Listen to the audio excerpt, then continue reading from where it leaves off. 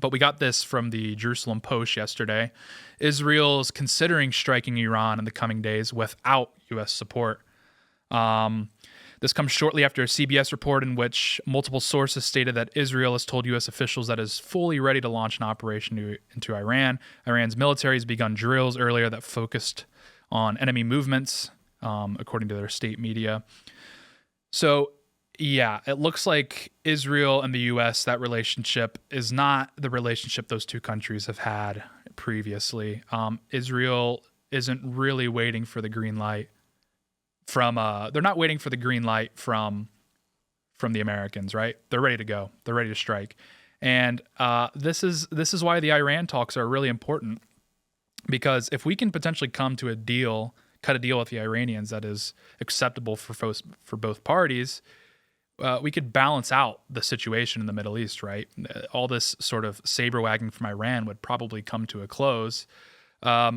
That's what we need. But then you see Israel coming in here, and they're who knows who they reported this to or how this news got out, but that Israel is considering striking. Now, what this appears to be is that Israel perhaps knows that the Americans are close to a deal with the Iranians, and they're trying to put pressure on both parties to walk away from the negotiating table. This may be the case. I'm not sure. I mean, obviously you would need to be in these rooms to know if that's the case, but nevertheless, very interesting if the Israelis decide that now is the time to strike. This is kind of coming down to a breakdown. There's sort of a break between the older generations in DC and the younger generations in DC. The older generations in DC still subscribe to sort of a unipolar worldview, as in where the Americans are the sole superpower. And the younger generations kind of understand that after the Soviet Union fell, it was kind of impossible for the Americans to maintain their position, our position, as the world's superpower, right? As the world police. And so, this breakdown has occurred, and you're starting to see now this kind of tug between the older generation and the younger generation in D.C.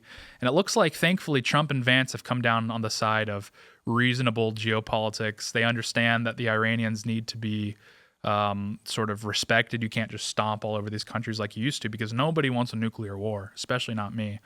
But so I want to rope in John Doyle from Heck Off Commie. I want to have a chat with him. I want to break down this Iran stuff more. I had some more stuff I wanted to get into. But yeah, I really wanted to bring him in to have a chat. We're going to break down, is a war with Iran really what we need right now? Is it a distraction? Maybe they're trying to take heat off of, like I was touching on earlier, how the right's sort of uniting around limiting immigration.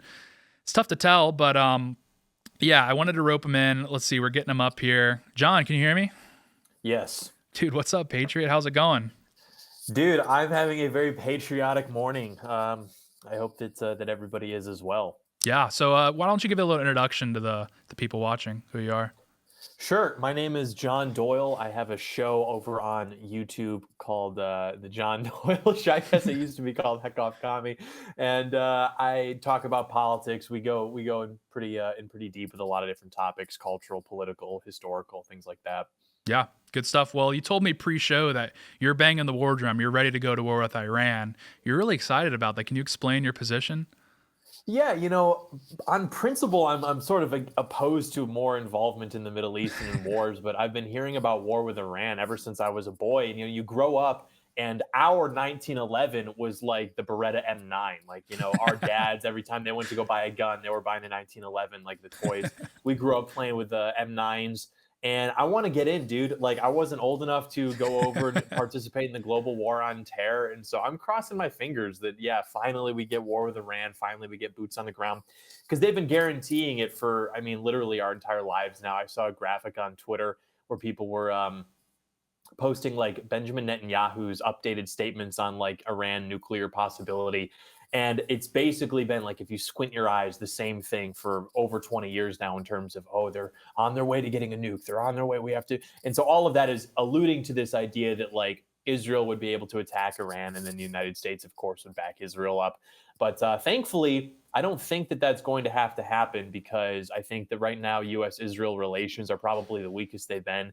at any point in our lifetimes, which patriots knew was going to happen going into the second Trump administration, because Trump is like really an America first guy. He'll do business with different, factions as you do in politics, but as someone who made a name in Manhattan real estate, he's pretty good at dealing with Jewish people. And so I don't think that we'll have to, go get a boots on the ground war in Iran. Probably what will happen is, you may see some strikes. You may see Iran try to mobilize proxies, as they have been, though they've been pretty destroyed because of the IDF. So this idea that America would have to get involved, I think, is pretty unlikely for, the reasons I've stated, and also because like the stability of Iran as a state is something that I think people take for granted. They're very unstable. They're politically unpopular. Their economy is unstable. Like the idea that they could, rally the troops and go to war and maybe get Russia and China, who have no interest in war, let alone a world war, to back them up. Like they have no allies. It's not a big deal, but it gets good engagement on Twitter. Yeah, I mean, because that's kind of the talks right now is if this does break down, if Witkoff isn't successful in coming to a deal, there's the snapback resolution that's within the original nuclear agreement, in which we would reestablish all these sanctions from the UN onto Iran. And it would take the Security Council, just a single member on the Security Council, to approve this. The U.S. actually withdrew from this agreement, so I think we would just kind of bully the U.K. into doing it. And it's interesting because right now it doesn't look like China has an appetite to try and start a veto process if this were to happen, and who knows if Russia is. So, I mean, if Iran can even get their dogs in a line with their supposed, this kind of new axis, I don't see why we should be too afraid of a massive world war breaking out if we just choose not to engage with Iran. But something I wanted to ask you was, we've been seeing these talks with Witkoff and the Iranian delegation. The first three seemed to go pretty well. We were seeing reports that it was fruitful, that they, were starting to kind of find some common ground. But the fourth and fifth ones looked to go pretty badly. I know the one in Rome, I think that was the fifth talk. The Iranian state media was reporting that Witkoff left early and that he showed up late. It's Iranian state media, so take that for what it's worth. But my question is, if the negotiations aren't going the way that we want them to, I know we have another round of discussions coming up on Sunday. What is the off-ramp for the United States if this does look like Israel's going to strike? Yeah, it's a good question. I think that in a way, like, all parties involved sort of have an incentive to push for this, not even because of like the military industrial complex, but because I really think that Americans who even are politically engaged don't understand how unstable Iran is, and also Israel is. I mean, Israel is very politically unstable. They have a similar demographic issue to the one that we face in the West. Insofar, I mean, their TFR is high, their total fertility rate, but they have a lot of diversity there. They have a left just as we do. And Netanyahu is not exactly like a popular leader. And so it is advantageous for him to sort of unify the coalition against, some common enemy. And I think you see the same in Iran, where it's like, again, they actually have a worse demographic issue. Their TFR is like 1.6 or something. Their people are not exactly of great stock. They're not exactly patriots. And so for a regime that is unpopular as they are, dealing with protests all the time, it's the same sort of strategy where, like, if you can present this sort of like unified, coalition against a common threat, then they can maybe, keep kicking along. So on the one hand, there's that. I don't think that either party has an incentive to really back down. How America can kind of get off from that, I think, is just simply by being a patriot and trusting Donald Trump. I mean, he understands that we can't get into another war. He understands that he ran against that. That was the record of his first administration, was de-escalation in the Middle East, famously not starting any new wars, famously changing the regime change policy against Assad in Syria. So in terms of the mechanics of that, I don't know if I could predict what it would look like, but I do actually trust Trump in advance, especially, if you look at his record on foreign policy, it's exactly what we'd want it to be. So I trust that they will not get America more deeply involved in these kinds of conflicts, which have nothing to do with us and don't benefit us. Yeah, exactly. I mean, that's what everybody's been saying. It's kind of to scratch my eyes seeing some people that I would not expect to say this, saying, well, how does this involve us? It's on the other side of the world. I mean, they don't seem to uniquely want to like flatten us, right? I mean, they seem pretty content on operating in their sphere. Because that was another question I wanted to ask you was, we're kind of seeing on the macro scale in geopolitics, you're seeing this push and pull between the establishment in DC and the new MAGA movement, where the establishment is still committed to this 20th century American unipolar sort of worldview. And the MAGA movement, while yes, they're emphasizing America's strength, they're saying this isn't beneficial for us, nor is it for the rest of the world Yep. to impose our will on every country, every square mile of this globe. I'm That's right. curious, now that we're seeing this kind of fracturing, right? We're seeing Russia, Iran, China really start to operate independent of anything, any fears really of America retaliating.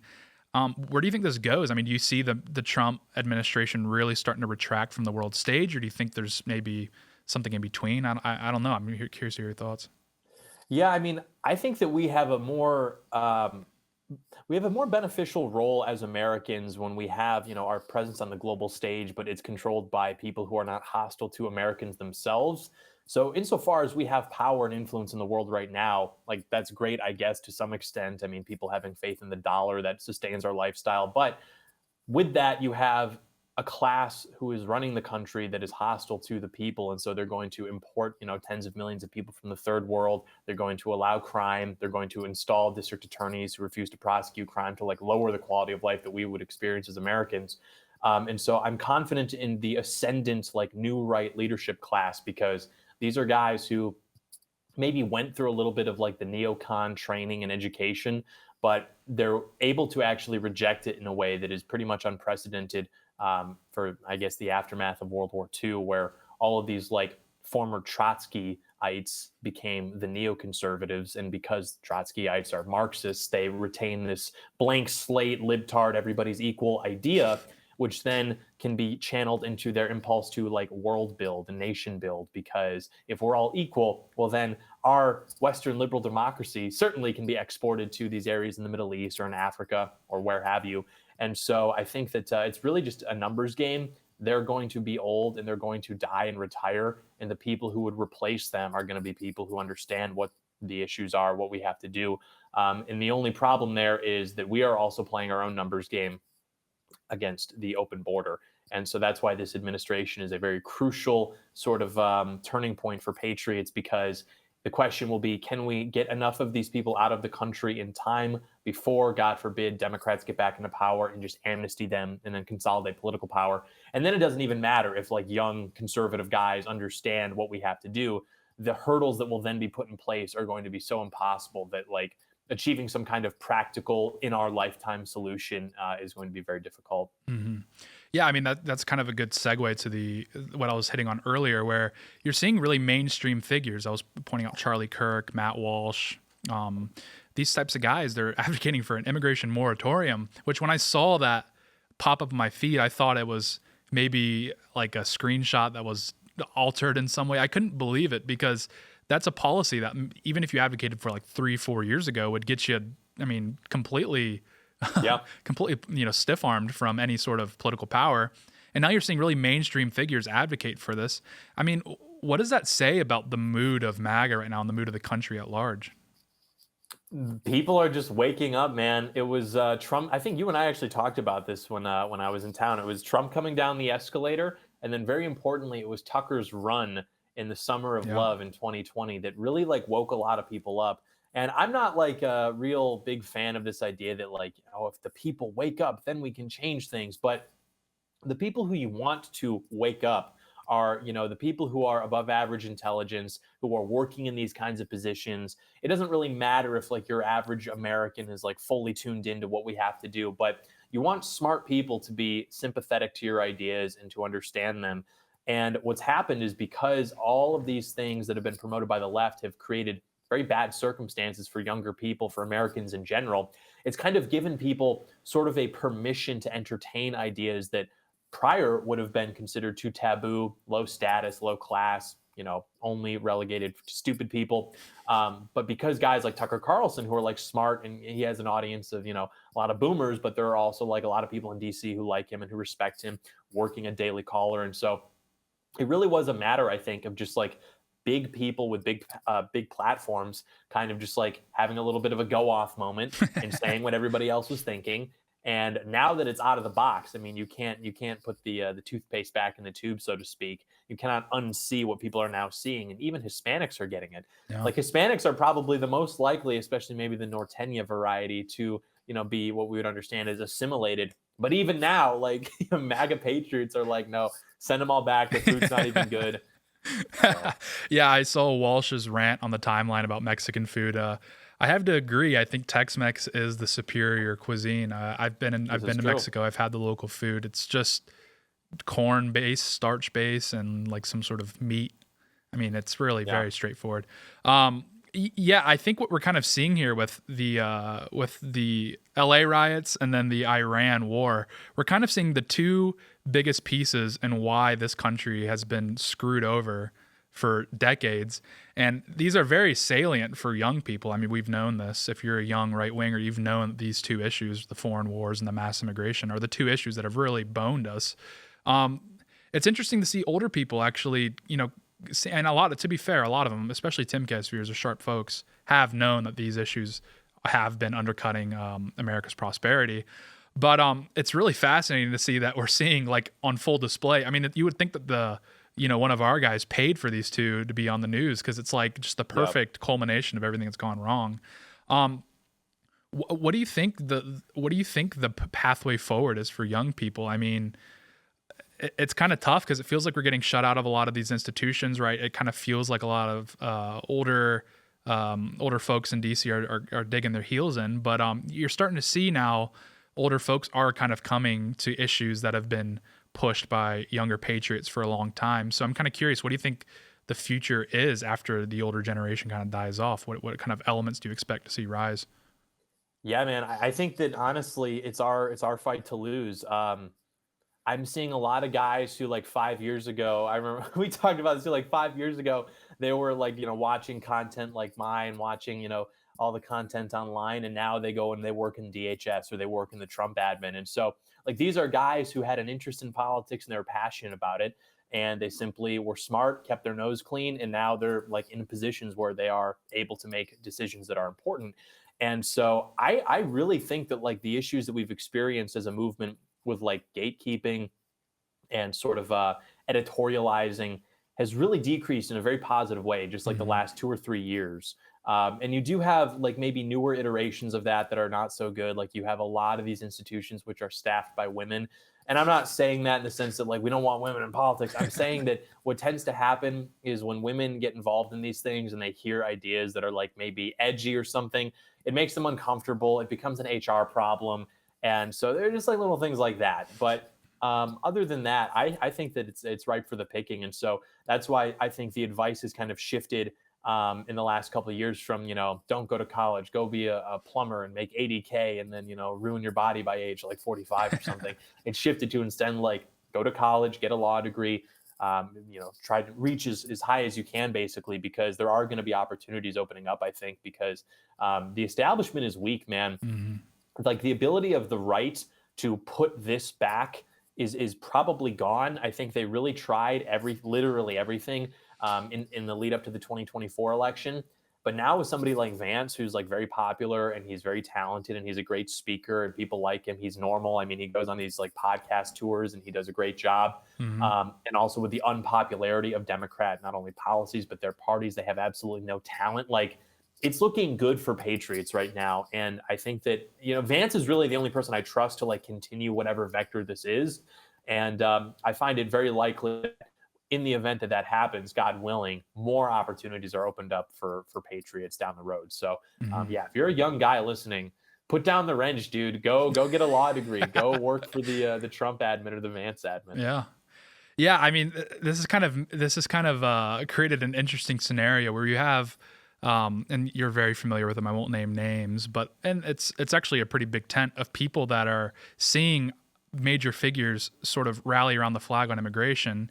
You're seeing people really upset with figures like J.D. Vance, demonstrating such a rhetoric upgrade from what we've seen from any politician, and they're like nitpicking and they're crossing their arms like, well, no, we can't trust them because they're unifying. And I'm sitting there thinking like, shouldn't you be taking the W that very powerful figures are starting to use the same policy language that you are? I don't know. I know you've seen these sorts of people throwing a hissy fit as well.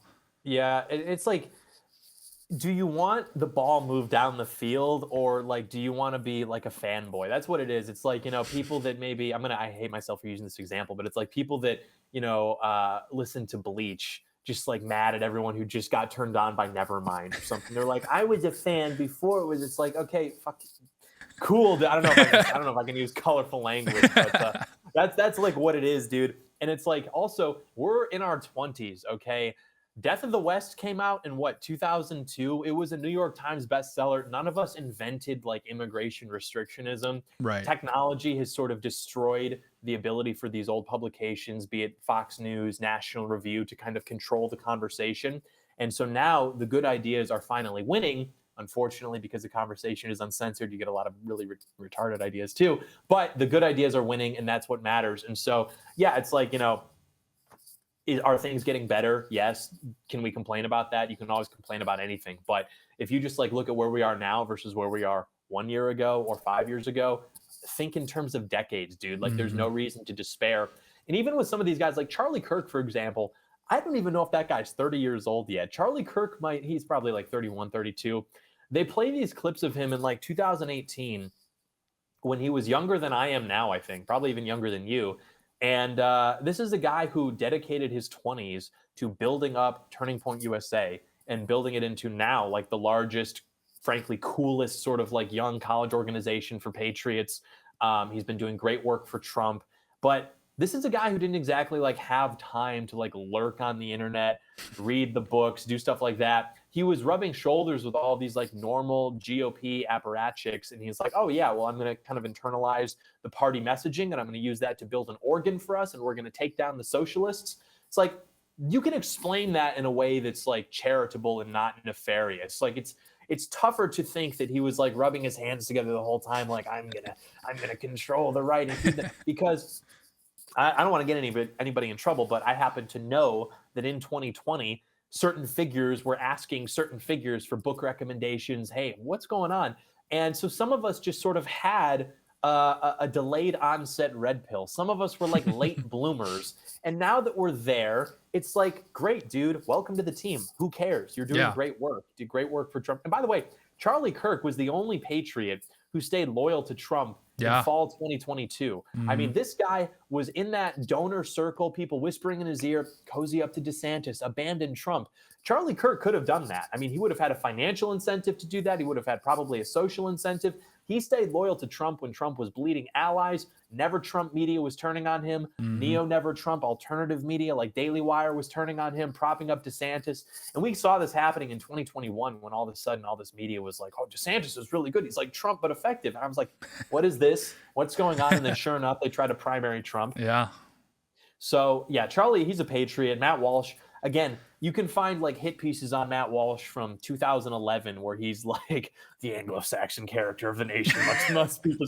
So it's like the idea that like these guys are less red-pilled than, some like 17-year-old from Ecuador is just like not true, dude. So at a certain point, you just have to maybe think and have a little bit of empathy. Like, okay, if I were in this guy's position, what would I do? Say, if I'm Charlie Kirk, and I'm Matt Walsh, I'm like this big figure, a lot of audience, a lot of influence. Do I get up there and do I just like, recite an infographic from 4chan, or do I maybe have to exercise a little prudence and a little discipline? Yeah. And as a result, they're doing great work, and everybody who's hating on them is not doing great work. I like winners, okay? Yeah. I like guys that win. Yep. Yeah, exactly. I like winners. Speaking of winning, a couple people have raised fears that now that the ICE raids are ramping up, the big beautiful bill does look like it may pass actually. With $150 billion odd dollars allocated towards ICE, if this bill passes, let's say August, September, it's on the president's desk, there is fears that ramping up ICE raids to an insane degree right before the midterms may come back to haunt us. I'm thinking, well, immigration is a really popular issue, so in theory, it should actually help us. But people are still susceptible to seeing these really grim imagery, people like moms getting dragged out of cars and that sort of stuff. And think about 1,000 Abrego Garcias every day. I don't know. Do you think Americans are ready for that? It's tough to tell. Dude, I think that we've got a pretty strong stomach. I think that Stephen Miller was very smart to begin the operations with violent criminals because the left, of course, weren't able to help themselves. And so they had like the Maryland man, MS-13 gang member, and we all had to cry about this guy because it was so sad. And now people have kind of built up a tolerance to that, to where at a certain point, if in the lead up to the midterms, they're just being like, inundated with footage of people, crying because they're getting sent back. They're not even speaking English. It's like, at a certain point, I mean, independent voters, immigration is very important to them. Conservatives, obviously, is very important to us. And the alternative being the Democrats, they're unpopular. They have nothing to run on. So if we're just like staking midterms based on how compelled Americans are going to be by like foreign tears, I would probably bet that we're going to do all right. They just don't really have the energy like they had in Trump's first election, where, in 2019,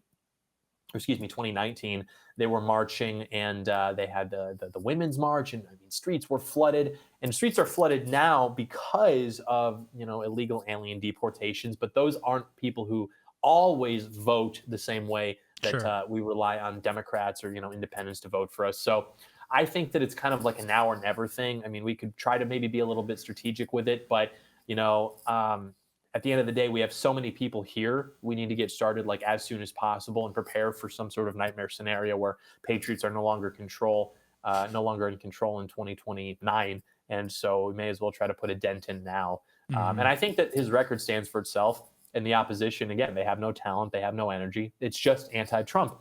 And that worked, I think, in 2019, because it's like, yeah, dude, we don't know what this guy's going to do.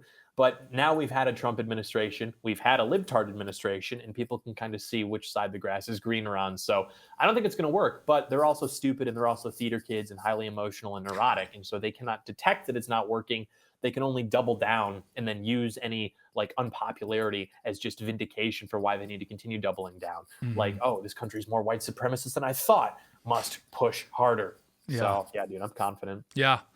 Well, I got to ask you. I don't know how familiar you are with sports ball, but at the end of the year, the league will give out an MVP award, a Most Improved Player of the Year award, and the Sixth Man of the Year award. So the best player that doesn't start.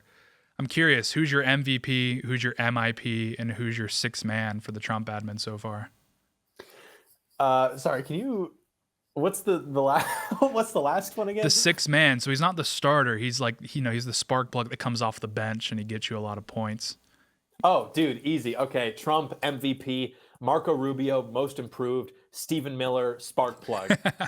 I love those guys. I love that. Yeah, that's kind of the curious thing is the turnaround of Marco Rubio. I don't even want to call him Little Marco anymore because he's been Big Mark, yeah, dude. Big We Mark. love Big Mark. Yeah. What do you think's happening in the psyche of a lot of these guys right now that are kind of? I mean, we touched on Kirk and Walsh, but a lot of these guys in DC are really turning around, and it's it's really great to see. I mean, what do you think is going on there?